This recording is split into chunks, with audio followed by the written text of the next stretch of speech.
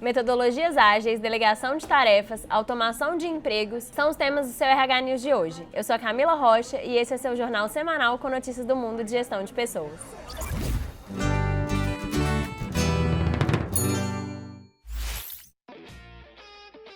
A Valor Carreira trouxe pra gente essa semana um assunto muito pautado no mercado organizacional, que são as metodologias ágeis. Elas têm sido adotadas cada vez mais nas empresas e de diversas formas, o que faz a gente pensar em qual é a melhor adequação dessas metodologias dentro da nossa organização. Uma das principais formas de adotar esse tipo de metodologia dentro da empresa é pensar em ultrapassar as barreiras departamentais. Ou seja, não atrelar um tipo de problema, um tipo de conflito ou demanda a um departamento só, mas usar pessoas que façam parte da empresa e não necessariamente daquele time para pensar em soluções para aquela demanda. Isso faz com que a empresa consiga alcançar soluções muito mais criativas e inovadoras para um problema que às vezes assola aquela organização há muito tempo. Ainda pensando em disruptura e novas práticas, o Google trouxe para a gente 7 dicas para conseguir delegar melhor as tarefas dentro das equipes. A gente sabe que a delegação de tarefas é um problema que assola muitas organizações, tanto pelo caráter centralizador de alguns líderes, tanto pela cultura mesmo enraizada de algumas empresas.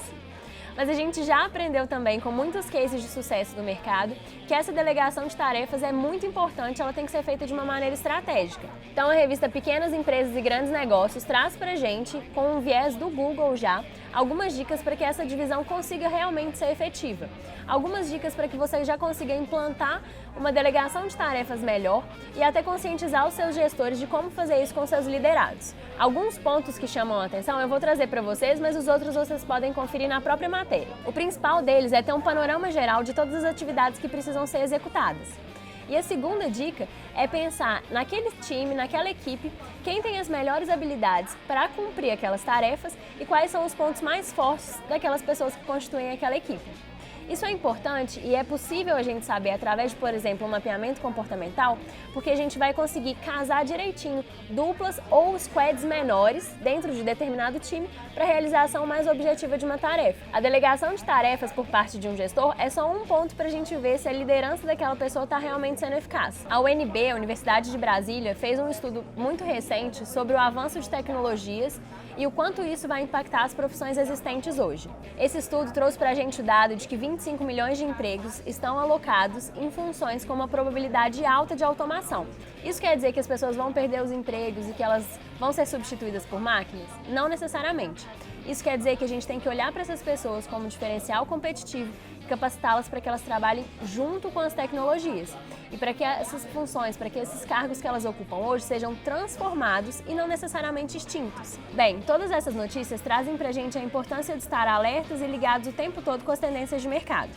E é por isso que a gente vai ter, dia 14/12, um webinar da Mônica Hauck com a Lúcia do DNA de Vendas falando sobre como construir um time de alta performance que seja escalável e a importância do comportamento para fazer essa tarefa. Além disso, dia 5/12, semana que vem, a gente vai ter um outro webinar para você que quer ser nosso parceiro e conhecer um pouquinho mais sobre como levar a solução comportamental da Solids para outras empresas e fazer com que o mercado realmente evolua em relação à gestão de pessoas. Se você ainda não é nosso parceiro, confira aí os últimos dias de Black November e aproveite as oportunidades que a Solids tem. Esse foi seu RH News de hoje. A gente falou muito sobre novas tendências e boas práticas de mercado. Eu espero que você tenha conseguido absorver algumas práticas para conseguir adotar aí na sua organização e que continue acompanhando com a gente as inovações e a evolução desse cenário que é tão competitivo.